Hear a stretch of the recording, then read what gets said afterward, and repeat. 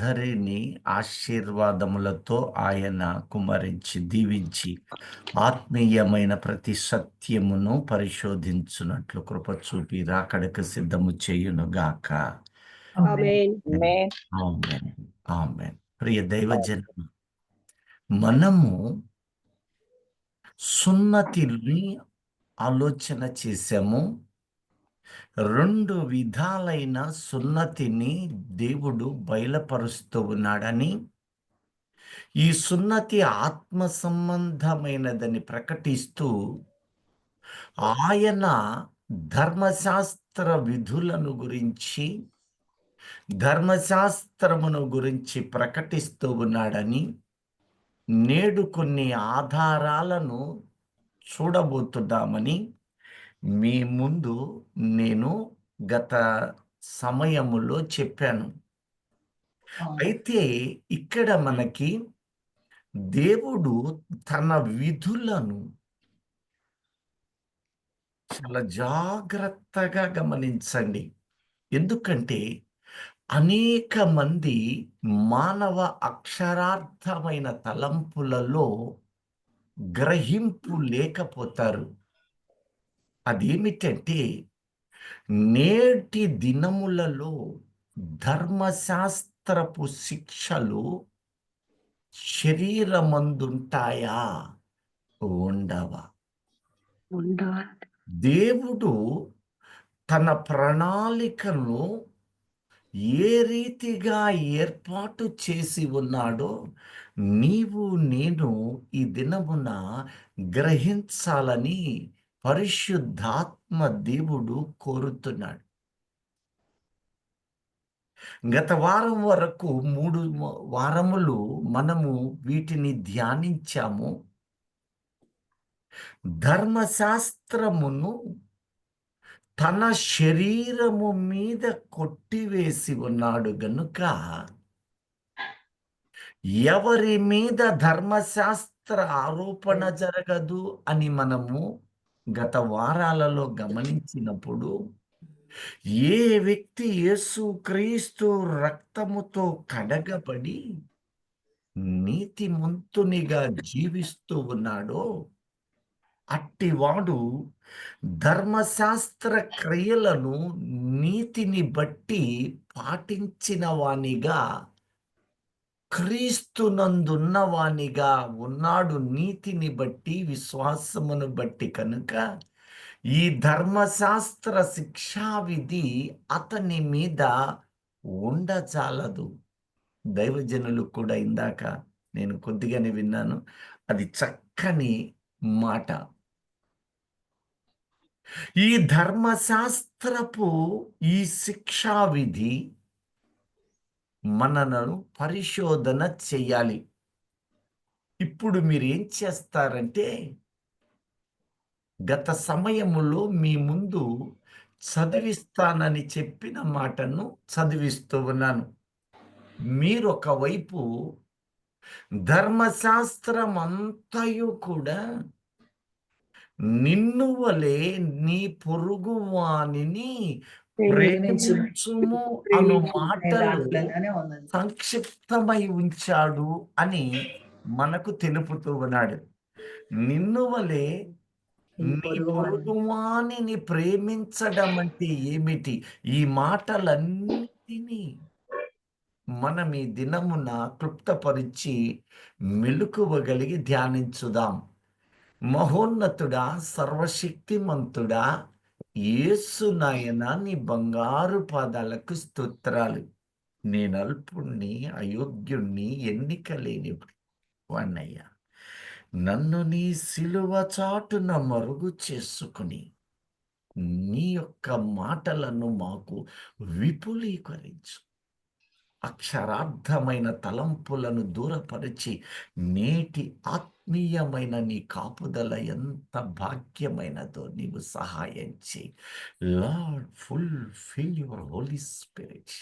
నా ప్రాణాత్మ దేహములను నీ వశము చేసుకుని ఆత్మ సంబంధమైన ప్రతి సత్యమును మాకు వివరించి నీ రాకడకు మమ్మలను సిద్ధము చేయమని, వినగలిగిన చెవులు, గ్రహించు మనస్సుని మాకు అనుగ్రహించి, నీవే మహిమ ఘనత ప్రభావాలను పొందుకొని సహాయము చేస్తున్నావని ఎరిగి నిన్ను స్తుతిస్తున్నాను తండ్రి. ఆమేన్. ఆమేన్. ఆమె ఆమేన్. చెప్పుకున్న వాళ్ళు హల్లెలూయా చెబుదాం. హల్లెలూయా. హల్లెలూయా. మీరు ఈ ధర్మశాస్త్రములో ఇంకేమైనా సందేహాలు ఈ రోజుతో కంక్లూజన్ దీనికిచ్చి మనము ప్రకటనకు వెళ్ళబోతూ ఉన్నాం. ఎవరికైనా ఆలోచనలు కలిగినట్లయితే నా నంబరు ఈ గ్రూపులో ఉన్నది గనుక మీరు నిస్సందేహంగా మీ సందేహాలు అడగవచ్చు. నేనును మీతో పాల్గొనవలసిన వాడనై ఉన్నాను సంతోషంగా. సరే చూద్దాం.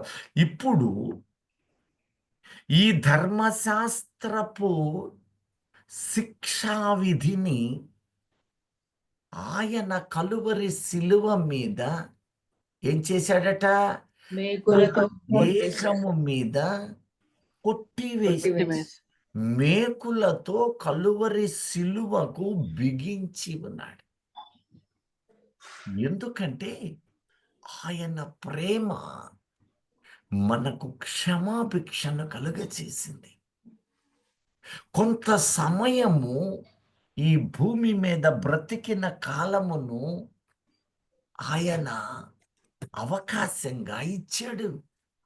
అయితే ఇక్కడే ప్రశ్న ప్రారంభం అవ్వాలి. ఈ ధర్మశాస్త్ర విధులను, ఈ ధర్మశాస్త్ర సంబంధమైన ఈ జీవితాన్ని క్రీస్తు నెరవేర్చాడు. ఇప్పుడు వాక్యం అంటుంది, క్రీస్తునందు ఉన్న వారికి ఏ విధి లేదు. ఈ మాట మరలా గుర్తుంచుకోండి. ఆయన కొట్టివేశాడు అన్నప్పుడు ధర్మశాస్త్రమునే లేకుండా చేశాడా? ధర్మశాస్త్రమును కొట్టివేసినప్పుడు ఈ ధర్మశాస్త్రములో ఉన్న శిక్షా విధిని కూడా కొట్టేశాడా, లేక విధిని మాత్రమే కొట్టేశాడా? ధర్మశాస్త్రము విశాలమైనది. చాలా జాగ్రత్తగా గమనించండి. ఇందులో ఇప్పుడు మీరు నూతనమైన నిబంధనలో ప్రకటన గ్రంథములో ఒక్కసారి మీరు అక్కడ చేయి పెట్టుకోండి.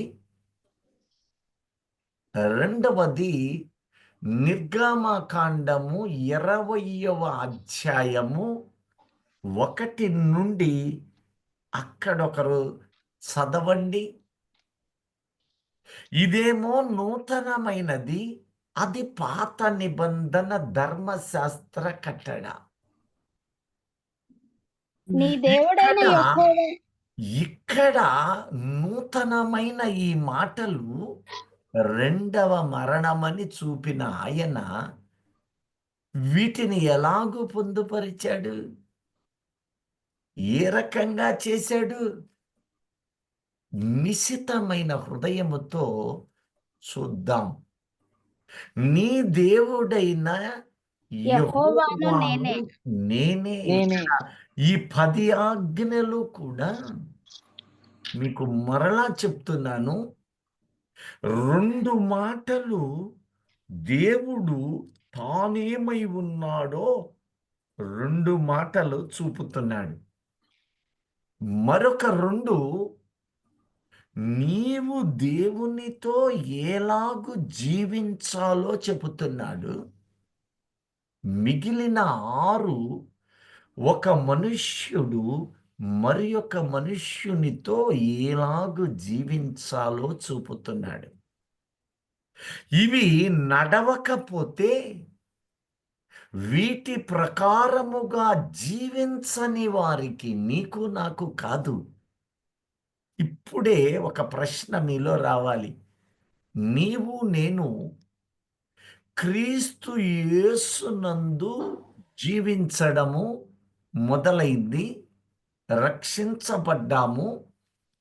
రక్షించబడిన నీ మీద ధర్మశాస్త్రము నీ మీద పెత్తనము చేయదు. కారణం, ఆయన శిలువ మీద నీ మీద శిక్షావిధిగా ఉన్న విధిరూపకమైన ధర్మశాస్త్రమును తన శరీరమందు కొట్టివేయడము ద్వారా ఆయన మనలను విమోచించెను అన్నాడు. ఇందును బట్టి దేవునికి స్తోత్ర. హల్లెలూయా. హల్లెలూయా. హల్లెలూయా. అయితే ఇదే నీవు. ఇక్కడే ప్రశ్న ప్రారంభం అవ్వాలి. ఇదే నీవు క్రీస్తు రక్తములో కడగబడి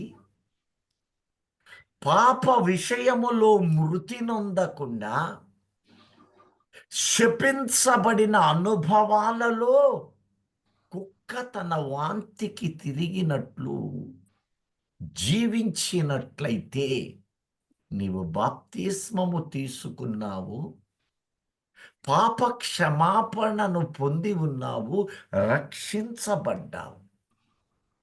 రక్షించబడిన నీవు తిరిగి పాపమును చేసి దానికి లోకమునకు బానిసవైతే నీ మీద పరిస్థితి ఏమవుతుంది? ఇది ప్రశ్న. నీ హృదయాంతరంగాలలో ఆలోచన రావాలి. ఈ ధర్మశాస్త్రము కేవలము ఇజ్రాయేలుకి మాత్రమే ఇవ్వబడింది. అయితే అది శరీరానుసారముగా ఇవ్వబడింది. కానీ ఈ ధర్మశాస్త్రపు విధులు ఈరోజే ఇచ్చాడా? ధర్మశాస్త్రము లేనప్పుడు పాపము మృతము అన్నాడు కదా. ఈ ధర్మశాస్త్రము అనాది కాలము నుండి ఇవ్వబడిందా? ఇస్తే అది ఏ రీతిగా ఇవ్వబడిందో మనము లేఖన ఆధారాలలో వెతికి తీరాల్సిందే. ప్రియ దైవజనమా, పరిశుద్ధాత్మ దేవుడు బయలుపరుస్తున్న ప్రతి సత్యము ఆత్మీయముగా నీవు గుర్తించి తీరాల్సిందే. శరీర రీతిగా నీవు వెతికితే శరీరానుసార అక్షరానుసార సిరాతో రాయబడిన మనస్సునే నీవు కలిగి ఉంటావు. ఇప్పుడు శరీర సంబంధమైనది, ఆత్మ సంబంధమైన ఈ రెండిటిని మనం ఒకసారి కంపేర్ చేయవలసిన వాళ్ళం. అర్థమవుతుందా? శరీర సంబంధమైనది ఒక ధర్మశాస్త్రపు కట్టడలు లేక విధులు ఒకవైపు పెట్టండి. మిగిలిన వాటిని నేను ఇక్కడ ఆయన నెరవేర్చినవి ధర్మశాస్త్రమందున్నవి అవి కొన్ని ఉన్నాయి. ఓ ధర్మశాస్త్రం అంతటినీ నేను చెప్పజాలను. బలులు, యజ్ఞయాగాదులు, అర్పణలు అనేకమున్నాయి. నేను విధులను గురించి మీ ముందుంచుతున్నాను. ఆనాడు ఆ ఏర్పాటు ఏమై ఉన్నదో నీ ఎడలు, ఎందుకంటే ఇందులో మనస్సాక్షి కాలానికి చెందినవారు, అలాగే స్వభావ సిద్ధమైన అన్య జనాంగాలు కూడా ఉన్నారు.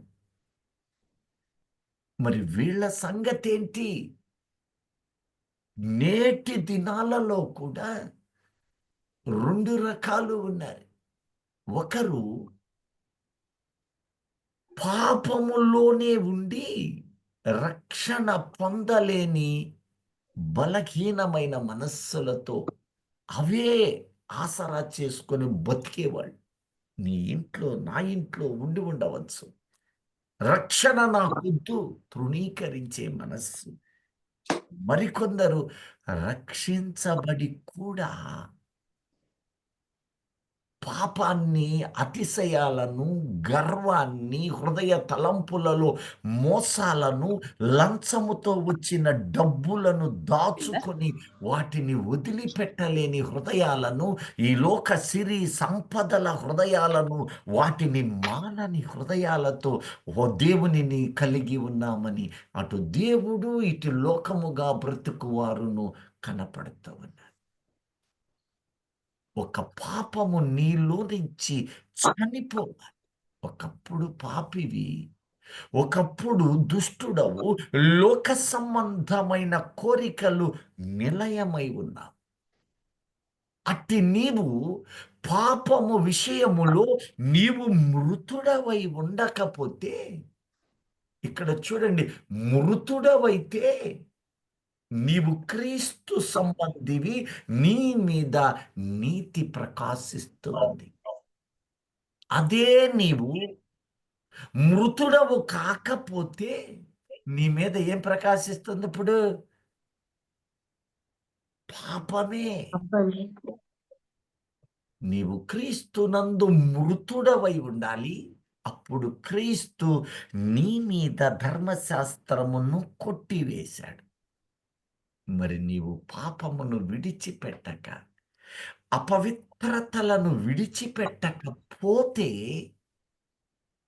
ఆనాడు ధర్మశాస్త్రము ఆత్మ సంబంధమైనది, నీతితో కూడినది అని ప్రకటించిన ఆయన ఈ ధర్మశాస్త్రమందున్న శిక్షా విధులను ఈరోజు కలుగ చేస్తున్నాడా? ఆ రోజు కూడా ఇస్తూ ఉన్నాడా? ఇది నీవు నేను గుర్తించవలసిన వారము. సంతోషంగా ఉన్నాడు. దేవునికి స్తోత్ర. హల్లెలూయా. హల్లెలూయా. హల్లెలూయా. సంతోషం కలగట్ల. హల్లెలూయా. హల్లెలూయా. చదువుదాం ఇప్పుడు రోమా పత్రిక 2వ అధ్యాయము 11 నుండి 16 లేక 17 వచనాలను నిదానించి కొన్ని మాటలను ధ్యానించుదాం. చూడండి, దేవునికి పక్షపాతము లేదు. ఇక్కడ చూడండి, దేవునికి పక్షపాతము లేదు. ధర్మశాస్త్రము లేక పాపము చేసిన వారందరూ, ఒకటి, ధర్మశాస్త్రము లేక పాపము చేసిన వారు, ధర్మశాస్త్రం లేకయే నశించెదరు. అది ఒకటి. ఇప్పుడు ధర్మశాస్త్రము లేకుండా పాపము నిరూపించబడదు అని ఇందాక వాక్యము మనము గ్రహించాం గత దినాలలో కదా. మరి ఇప్పుడు శిక్ష ఎట్టొచ్చుది? ధర్మశాస్త్రము లేనప్పుడు, పాపం అనేది ఎలాంటిదో తెలియనప్పుడు శిక్ష దేవుడు ఆ కాలమందు దేనిని బట్టి వేశాడు? ఇప్పుడు ఆజ్ఞలాడున్నాయి. ఇక మీరు చూడండి, ఇప్పుడు ఆదాము పాపము చేయనంత కాలము మహిమలో ఉన్నాడు. ఎప్పుడైతే పాపము చేశాడో అప్పుడు అతనికి ఆత్మ అనగా మనస్సాక్షి అనేది నేరారోపణ చేసింది. దేవుడు మొదటే నీవు పాపం చేశావా అని అడగలా. ఆదామా, నీవు ఎక్కడున్నావు? ఆదికాండం 3వ అధ్యాయము 9 నుంచి 11 చాలా జాగ్రత్తగా గమనించండి. నీవెక్కడ ఉన్నావు అంటే 10వ వచనములో అంటాడు, నీవు నీ స్వరము పలికించినప్పుడు, అనగా నీ స్వరము నేను వినినప్పుడు దిగంబరినై భయపడ్డాను. ఈ భయం అనేది ఒకటి వచ్చింది. దిగంబరి అని మనస్సాక్షి గుర్తు చేసిందా లేదా? చేసింది. ఇదే స్వరము పలుసార్లు విన్నాడు. అంటే ఇది ఎలా తెలిసింది? ఆత్మ సంబంధం పాప సంబంధమైన దానికి శిక్షా విధేమిటో ఆ భయము, ఆ సంబంధమైన ఈ లోక జీవితము ఈరోజు కాదు, మనస్సాక్షి కాలములోనే, అజ్ఞాన కాలములో హృదయము మీద పెట్టాడు. పెట్టలేదు ఇప్పుడు హృదయం శరీరం సాక్షిని పెట్టాడా లేదా? పెట్టాడు. ఏ విషయం పెట్టాడు? ఇది ఎక్కడి నుంచి పెట్టాడు? అదేంటి అది? ఆదాము మనస్సులో, అయ్యా నేను పాపం చేశానయ్యా, తినవద్దన్నది తిన్నానయ్యా, నేను అపరాధిని అనే భావము ఎలా పుట్టింది? దేనిని బట్టి పుట్టింది? అలాగే ఇంకిద్దరు విషయాలు మనం క్లుప్తంగా ధ్యానించుదాం. ఇంకిద్దరు ఎవరో తెలుసా? ఆది కాండము, ఇప్పుడు కయ్యన్నే తీసుకోండి. ఆది కాండం 4వ అధ్యాయం 7వ వచనాన్ని చూస్తే, నీవు సత్క్రియ చేయని ఎడల వాకిట పాపము పొంచి ఉండును. సత్క్రియ అనేది ఆ రోజున దేవుడు చెప్పాడా? చెప్పలేదండి. మరి చెప్పండి, అది మంచేదో చెడేదో ఈ కయ్యనుకి ఎలా తెలిసింది? అద్దుకో. ఇప్పుడు మనస్సాక్షిలో నీవేమి చేస్తే ఎలాంటి శిక్ష కలుగుద్దో హృదయాంతరంగములలో ఆయన వివేకమని ఆ రూపములో పెట్టాడు. ఇంకా ముందుకొస్తే ఆది కాండము 7-9 అధ్యాయాలలో అక్కడ కమ్మని మాట ఒకటి ఉంది. 6వ అధ్యాయము 9 నుంచి నువ్వు తర్వాత చదువుకోండి. ఇదిగో భూమి మీద నరుల ఆలోచన భాష్యము నుండి చెడ్డది, వారందరూ తమ మార్గమును చెరుపుకున్నారు. ఆ మాట చదవండి. భూమి మీద నరులట బహు చెడ్డది, చెడుతనము భూమి మీద గొప్పదనియు, వారి హృదయం యొక్క తలంపుల్లోని ఊహ అంతయు ఎల్లప్పుడూ కేవలము చెడ్డదనియు యెహోవా చూచి తాను భూమి మీద నరులను చేసినందుకు తమ మార్గమును చెరుపుకున్నారు అని ఉంటుంది. ఆ పదం చదవండి. 12వ వచనం. దేవుడు భూలోకమును చూచినప్పుడు అది చెడిపోయి ఉండెను. భూమి మీద సమస్త శరీరులు తమ మార్గమును చెరుపు వేసుకొని ఉండిరి. ఈ మాట దేవుడు ఆ మాట అనొచ్చా? అనొచ్చంటారా? అసలు మార్గం అనేది అప్పుడు ఇచ్చాడంటారా? ఇవ్వలేదండి. మరి ఇవ్వనప్పుడు మార్గం చెరుపుకున్నారని ఎలా చెప్పగలడు? ఆలోచన చేశారా? మార్గం అనేదే లేనప్పుడు దేవుని హృదయ తలంపులు నరుడికి ఎలా తెలుసు? తెలిసేది అంటే ఏం చేశాడు? ఈ రోజున శరీరానుసారమైన ధర్మ విధులను ఎదరా శైలి కూడా అయిపోయిందా? చెప్పచ్చా? ఇవి గ్రహింపు కొద్దిగా కష్టమైతే కన్ఫ్యూజన్లో పడతారు. మేధావులు కూడా పల్టీలు కొట్టే సందర్భాలు రాకూడదు గనుక మనమంతా దేవుని ఆత్మ కలిగిన వాళ్ళము గనుక మనము గ్రహిస్తూ ఉన్నామని నేను నమ్ముతూ ఉన్నాను. హల్లెలూయా. సంతోషంగా ఉన్నవాళ్ళు హల్లెలూయా. ఇప్పుడు చూడండి, భూమి మీద నరులు తమ మార్గమును చెరుపుకున్నారు. అసలు మార్గం అనేది ఇచ్చాడా? మరి ఇవ్వనప్పుడు చెడగొట్టుకోవటం ఏంటి? ఇప్పుడు మీరున్నారు, ఇందులో టీచర్స్ ఉంటారు కదా,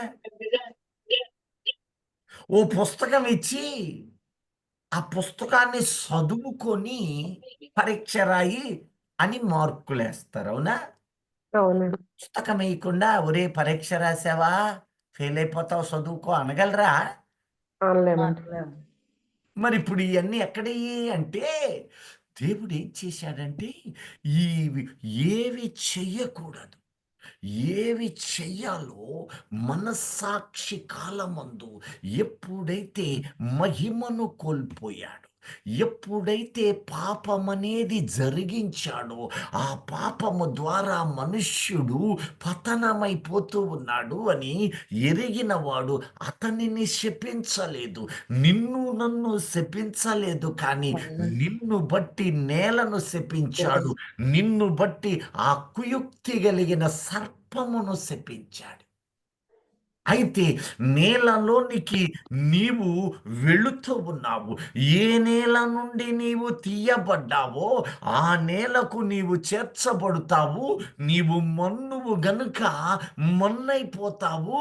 అయితే నీకు మార్గం అనేది అవసరమై ఉన్నది, నా విధులు, నీవు నడవవలసిన త్రోవను నీ మనస్సాక్షి రూపములో నేను నీలో ఉంచుతూ ఉన్నాను. హల్లెలూయా. హల్లెలూయా. అంగీకరించిన వాళ్ళు హల్లెలూయా. మాత్రమే హల్లెలూయా చెబుదాం. హల్లెలూయా. హల్లెలూయా. ఇప్పుడు ఆ దినమున మనస్సాక్షి దేవునికి పక్షపాతము లేదు, ధర్మశాస్త్రము లేకుండా పాపము చేస్తే ధర్మశాస్త్రం అనేది లేకుండానే నశిస్తారు. కారణం మనస్సాక్షి పెట్టాడు. ఈ మనస్సాక్షిలో ఈ ధర్మశాస్త్ర విధులు ఎలా నడవాలో వారి తలంపులలో పెట్టాడు. నా ఇష్టం వచ్చినట్లు చేస్తానంటే కుదరలా. కయీను హేబేలును చంపినప్పుడు నీవు సత్క్రియ చేయలేదు, తప్పించుకోవటానికి నా తమ్మునికి నేను బాధ్యుడనా అంటూ ఉన్నావు. నీవు హత్య నేరమునకు విమర్శకులోనవుతావు. నరుని ప్రాణము తీసిన వానిని విమర్శిస్తాను, ఈ మాట అప్పుడుందా? కానీ సాక్షి నిరారోపణ చేసింది. అదే శరీరానుసారులైన ఇజ్రాయేలీయులకు సిరాతో పలక మీద రాసి ఇచ్చాడు. What about you?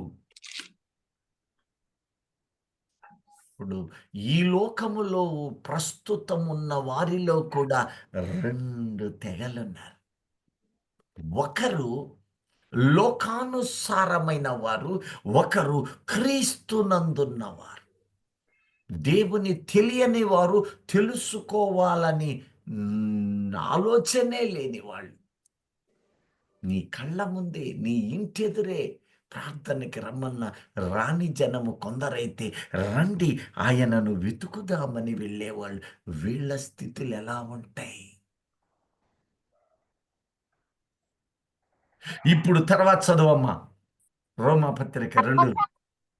ధర్మశాస్త్రము కలిగిన వారై, అదుగో ఇప్పుడు ధర్మశాస్త్రము కలిగిన వారు, పాపము చేసిన వారందరూ, ధర్మశాస్త్రానుసారముగా పాపము చేసిన వారందరూ ధర్మశాస్త్రానుసారముగా తీర్పు నొందుదురు. అదుగో ఇప్పుడు మనస్సాక్షి ప్రకారముగా ఒక శిక్షావిధి పెట్టిన దేవుడు ఈ ధర్మశాస్త్రము మోషే ద్వారా ఇశ్రాయేలుకిచ్చి ధర్మశాస్త్రానుసారముగా శిక్షావిధిని కలుగజేశాడు.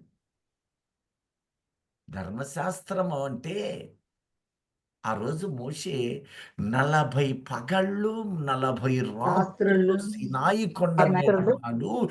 ఎంతో విధానమైనది.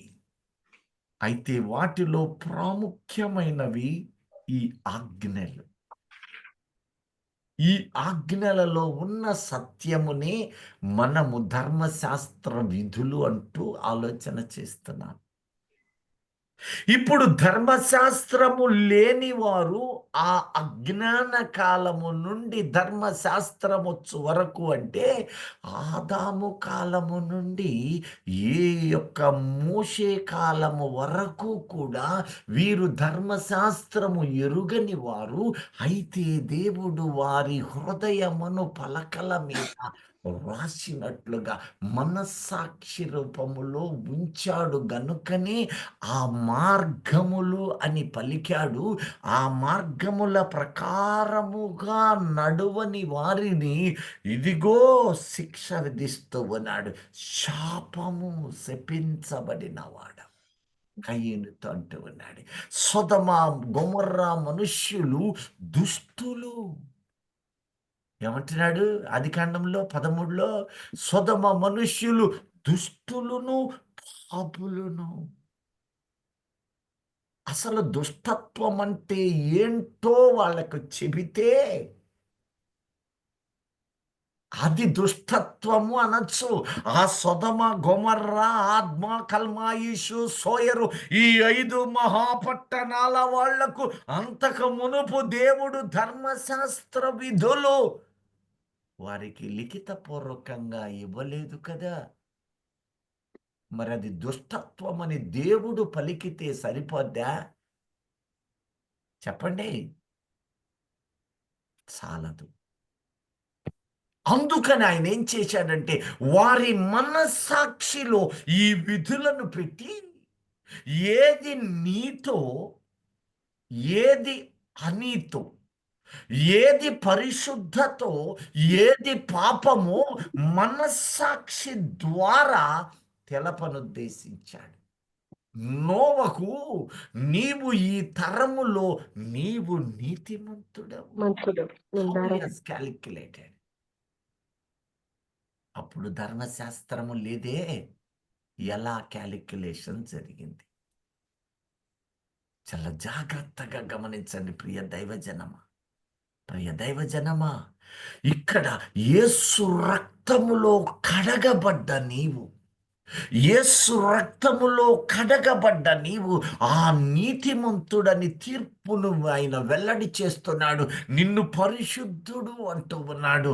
అయితే అట్టి పరిశుద్ధతలో నీవు బ్రతికినంత కాలము ధర్మశాస్త్రము నీ మీద పెత్తనము కొట్టివేసి లేక తొలగించి ఆయన కృప అనేది నీ మీద, నా మీద కుమ్మరించి ఉన్నాడు. ఇదే వ్యక్తి, ఈ రక్షించబడిన వ్యక్తి, ఈ వెలిగించబడిన వ్యక్తి ఆ పాపమును ఆశ్రయించి వెళితే శపించబడిన అనుభవాలలో బ్రతికితే, అలాగే చస్తే ఇప్పుడు అతని మీద శిక్షావిధి ఉంటుందా, ఉండదా? ఉంటదండి శిక్ష. ఉంటదంటే దేన్ని బట్టి ఉంటది? ఇప్పుడు ఇక్కడే. ఇప్పుడు చూడండి. ధర్మశాస్త్రము వినువారు ఆ దేవుని దృష్టికి నీతిమంతులు కారు గాని ఆ ధర్మశాస్త్రమును అనుసరించి ఆ ప్రవర్తించే వారే నీతిమంతులుగా ఇక్కడ చూడండి, ఎంచబడుదురు. ఇటువైపు నీతి అన్నాడు, ఇటువైపు ఏమన్నాడు? ధర్మశాస్త్రమును అనుసరించి ప్రవర్తించు. అతుకు అంటే ఇక్కడ హృదయములో ఆ మార్గమును లేక ఆ నీతిని అనుసరించి శరీరము మీద దానిని ఇంప్లిమెంటేషన్ చేయాలి. నేను అక్రమంగా సంపాదిస్తాను, అక్రమ జీవితాలలో ఉంటాను అని అలాగే క్రీస్తులో శరీరానుసారమైన బ్రతుకును వదలలేని వాళ్ళు క్రీస్తు రక్తములో కడగబడి నీతిమంతులు అని పిలువబడతారా? వెలిగించబడ్డ నీలో వెలుగే ఉండాలి. పాపపు అపవిత్ర మూట ఏ కోశానైనా ఉండ వీలులేదు. అది నీ ఇంట్లో ఉన్నప్పుడు అది తొండ గుడ్లు పెట్టిన రీతిలో అది నీ డబ్బు లేక ఆస్తులు ఏదైనా సిరి సంపదలు, ఒక అన్యాయపు సిరితో ఒక స్థలము నీవు కొన్నావు అనుకుందాం. 1 ఎకరం పొలం కొన్నావు.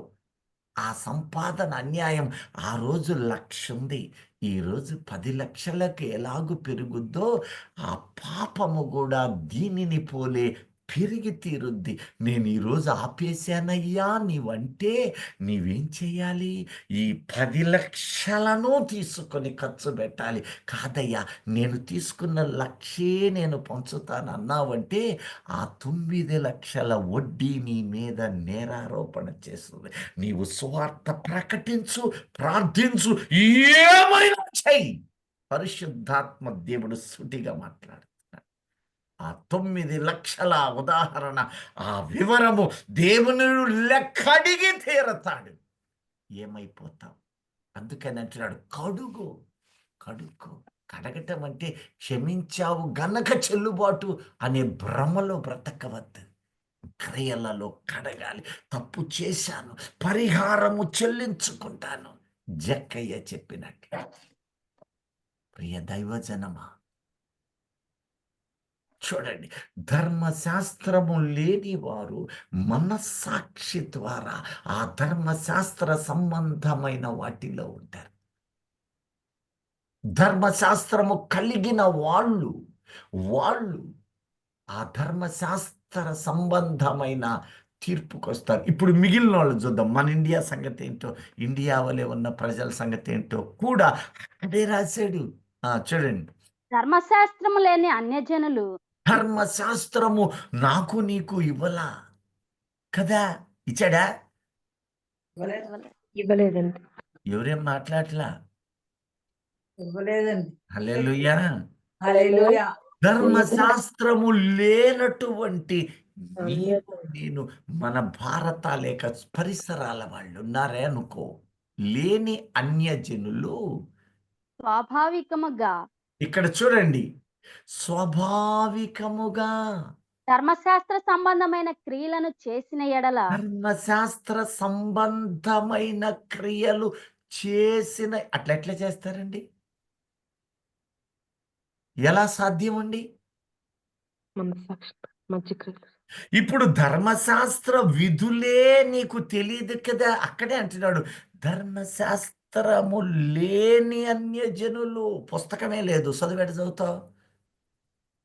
ఇల్లే లేదు, ఎలా నివాసం ఉంటావు? ధర్మశాస్త్రమే లేదు, ఇవ్వబడలేదు. మరి నీకెలా ధర్మశాస్త్ర ప్రకారంగా నడుస్తావు? ఆలోచన చేశారా? ప్రియ దైవజనమా, ఇక్కడ ఏమంటున్నాడు? మళ్ళా చదువమ్మా. ధర్మశాస్త్రము లేని అన్యజనులు లేని అన్యజనులు, ధర్మశాస్త్రం లేదు, వాళ్ళకి ఇవ్వబడలా. అన్యజనాంగము స్వాభావికముగా ధర్మశాస్త్ర సంబంధమైన క్రియలను చేసిన ఎలా ఎడల చేస్తారు? ధర్మశాస్త్రము ఏం చెయ్యమన్నదో తెలియనప్పుడు ఎలా సాక్షి. చేస్తారు? దేన్ని బట్టి చేస్తారు? ప్రశ్నకి ఎవరు చెప్పట్లా. మనస్సాక్షిని బట్టి. సాక్షిని బట్టి. అద్దుగో. హల్లెలూయా. దేవునికి స్తోత్రం. హల్లెలూయా. హల్లెలూయా. హల్లెలూయా. సంతోషంగా వాళ్ళు మాత్రం హల్లెలూయా చూద్దాం. హల్లెలూయా. ఇక్కడే గమనించండి, స్వాభావికముగా అన్యజనాంగానికి ధర్మశాస్త్రము లేదు అనుకున్నాం కదా. ఈ లేని అన్యజనుల మీద మనస్సాక్షి అనేది ఆనాడు పెట్టాడు. ఈ ధర్మ విధులు అక్కడ పెట్టాడు. అది ఆదాము గోత్రములో, వంశములో నీవు నేను ఉన్నాము గనుక విమర్శకాలము వరకు కూడా ఇది మనలో ఉండి మనలను తప్పు చేసే వారిని పొడుస్తూనే ఉంటది. మీరు పరిశీలన ఒకసారి చెయ్యండి. రహస్యంగా ఒక తప్పు చేయబోయే ముందు, ప్రేరణ పొందే ముందు, అలవాటయ్యాక అది కాసుద్ది. కానీ ఆ మొదటిసారి 2 సార్లు తప్పు చేసేది వరకు ఎవరైనా చూస్తారేమో, ఇది మంచిది కాదు కదా, తప్పు పడతా, ఇలాంటిది ఆ మొదట వస్తుంది. మార్గమే చెరిపేసుకున్నాక ఇంకది కనపడదు. అయినా మళ్ళా మారు మనసుకి ఆయా సమయాలలో దైవజనుల ద్వారా, వాక్యం ద్వారా ఆయన హెచ్చరిక చేస్తూనే ఉంటాడు. అవునంటారా కాదంటారా? అవునండి. చూసారా? రహస్యంగా చేస్తుంటారు. అందుకనే బహిరంగంగా హత్య చేస్తే పట్టుకుంటారు. చూస్తారు, బెదురు. అదే నీతిమంతమైన పని బహిరంగంగా చేయటానికి ఇష్టపడతారు. ఎందుకని? దాన్ని ఆక్షేపణ ఉండదు. ఇవన్నీ ఎక్కడున్నాయి? మనస్సాక్షి మనస్సాక్షి. మనస్సాక్షి మీద ఉన్నాయి. ఇప్పుడు అంటున్నాడు స్వాభావికంగా, అంటే స్వభావమును బట్టి ధర్మశాస్త్రం అనేది లేని అన్య జనాంగమైన మనము ఏం చేయాలట? ధర్మశాస్త్రం అయినట్టుంది. తమకు తామే ధర్మశాస్త్రం ఇప్పుడు ఈ ధర్మశాస్త్రము చూపాడా లేదా? చూపారు. ధర్మశాస్త్ర క్రియలను వారి హృదయముల మీద ఆచరిస్తూ ఉన్నారు. హల్లెలూయా. హల్లెలూయా! హల్లెలూయా. ఎంత కమ్మని మాట!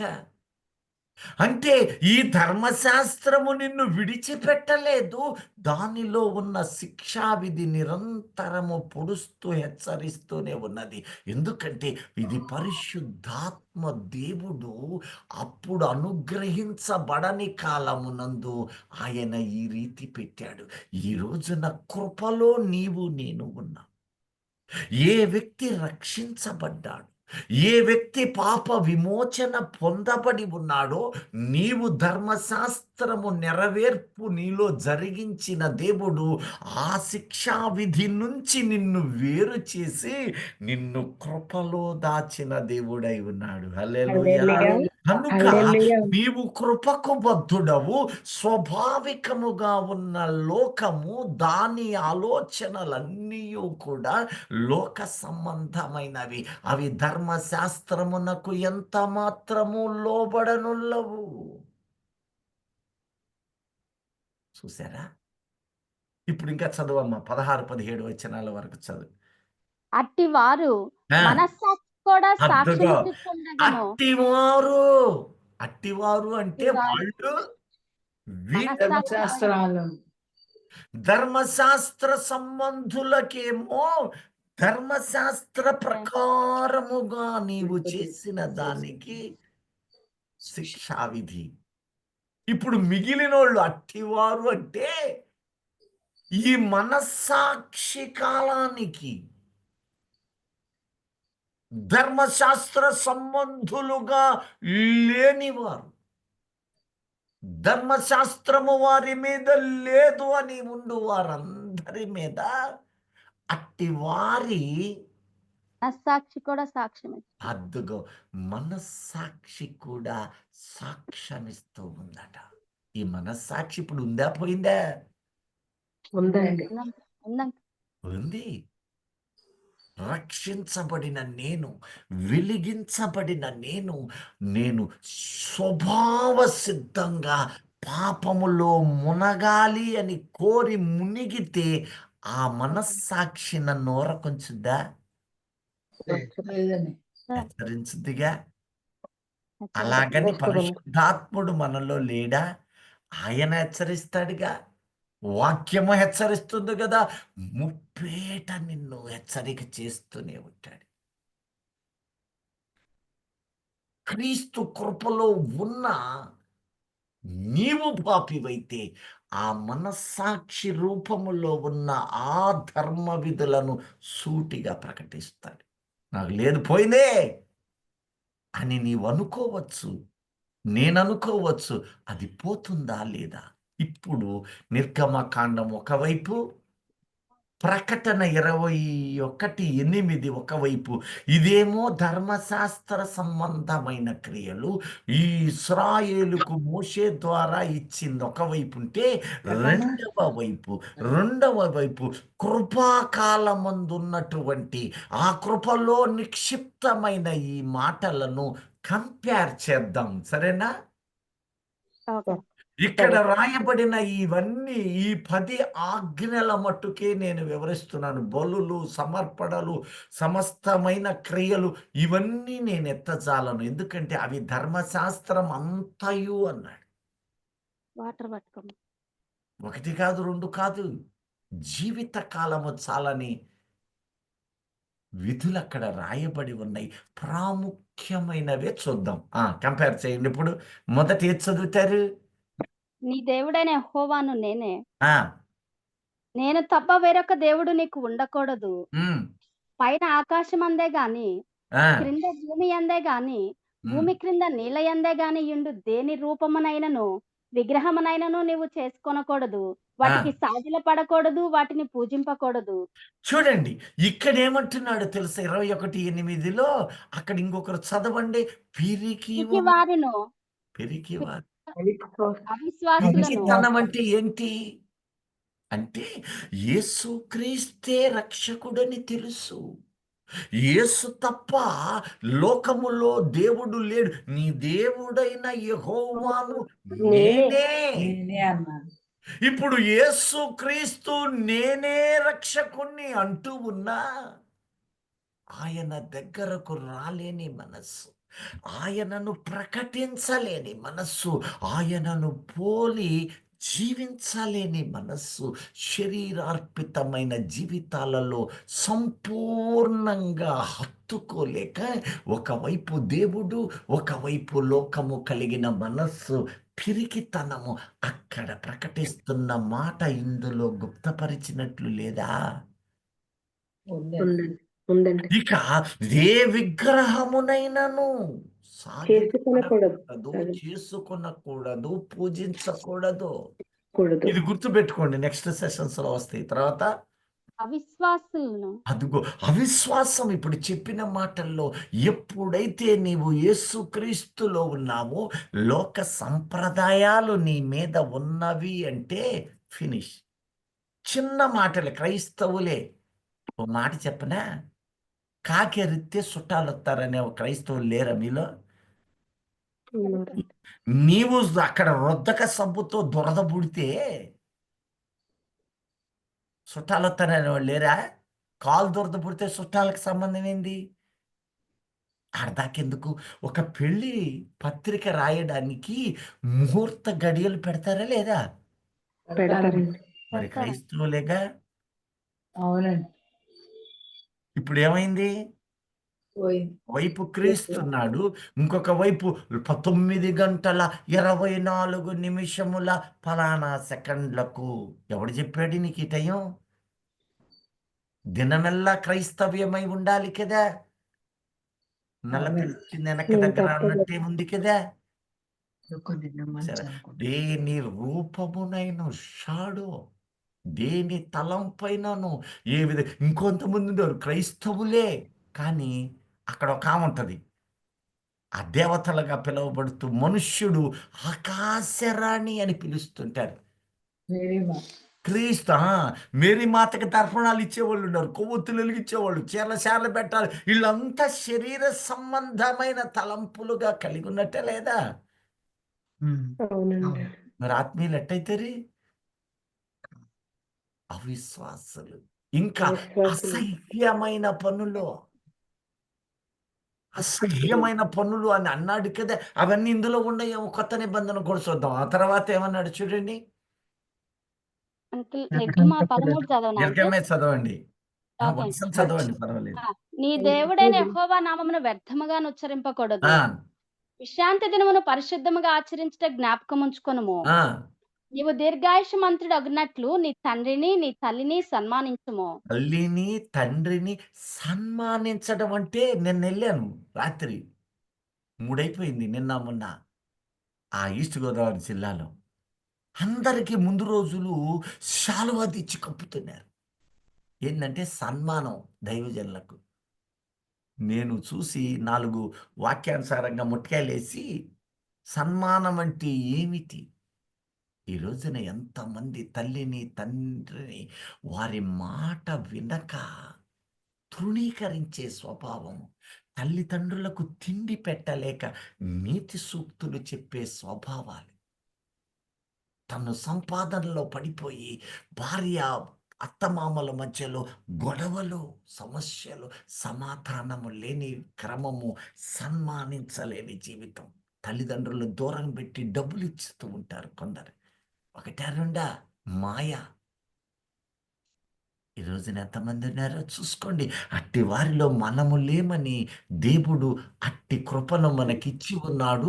ఈ స్థితి నాలో లేదని అన్నందుకు దేవునికి మహిమగా స్తుతులు చెల్లించదు. హల్లెలూయా. హల్లెలూయా. తల్లికి పెట్టింది లెక్కలేసే వాళ్ళు ఉన్నారు, తండ్రికి పెట్టింది లెక్కలేసే వాళ్ళు ఉన్నారు, నేను ఎందుకు ఇయ్యాలని అడ్డం తిరిగే వాళ్ళు వాదాల్లో ఉంటారు. దీర్ఘాయుష్యవంతుడు అవ్వాలి అంటే బ్రతికినంత కాలము క్షేమంగా, ఆనందంగా, సమాధానము నీ కుటుంబములో ఉండాలంటే సన్మానించుము. ఈ సన్మానం అంటే ఏందో ఇప్పుడు కాదు, తర్వాత ఏం చెప్తున్నాడు చూడండి. నరహత్య చేయకూడదు. ఇక్కడేమన్నాడు?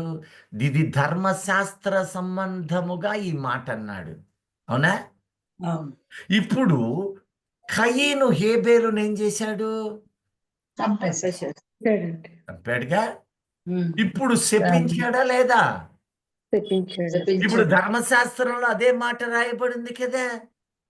అవును. ఇప్పుడు ప్రకటన 21:8లో అదే గనక ఉంటే ఆ ధర్మశాస్త్ర విధులు పోలేదు. ఎవరి మీద పోలా? వీటిని పాటిస్తే పోలా.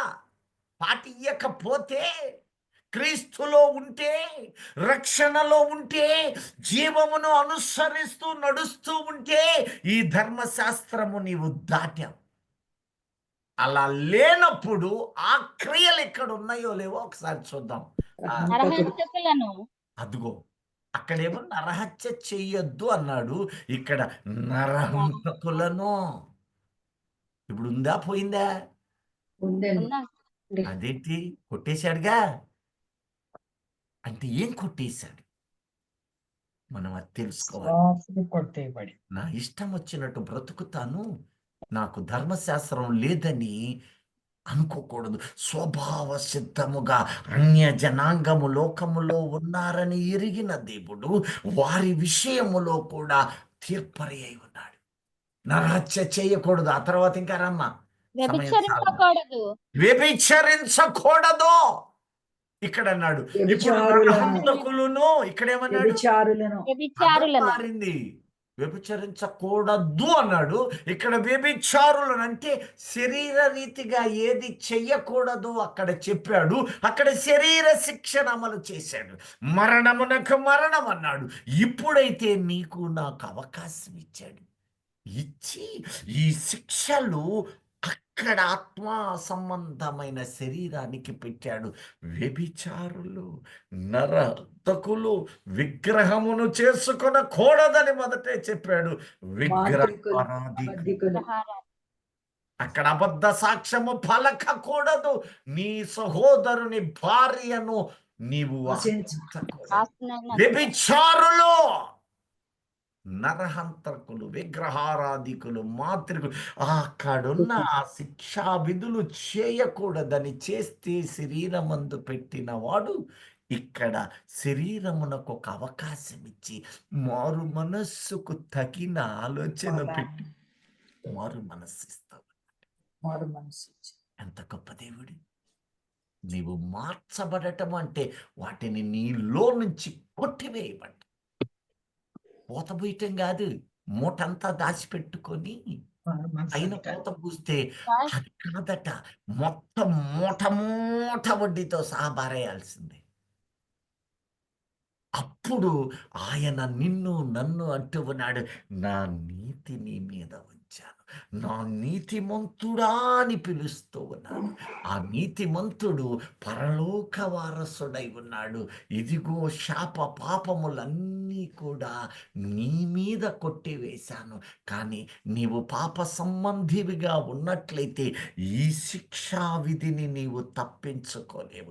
ఆనాడు ఆత్మరూపములో అనగా ఆ మనస్సాక్షిని బట్టి విధించిన వాటిని నేటి అన్య జనాంగమైన జీవితాలలో నీవు బ్రతికినట్లయితే ఆ శిక్షావిధి ఎన్నటికి నీ పోజాలదు.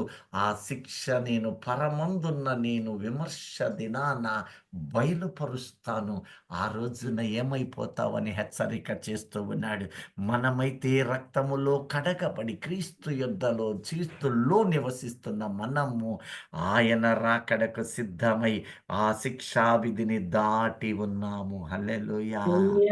దాటిన మనము దానిలోని జీవించు వారమై ఉన్నాము. రాకడలోనికి భద్రమగుదాం. ఇంకా కొన్ని ఆధారములను మనము వెతకబోతూ ఉన్నాం. దేవుడి దేవుడి ఈ మాటలు మన వినికిడిలో దీవించి రాకడకు నీతిమంతులని ఎంచబడిన మనందరినీ సిద్ధము చేసి భద్రపరచునుగాక. ఆమేన్. ఆమేన్. Amen. హల్లెలూయా. Hallelujah. హల్లెలూయా. హల్లెలూయా.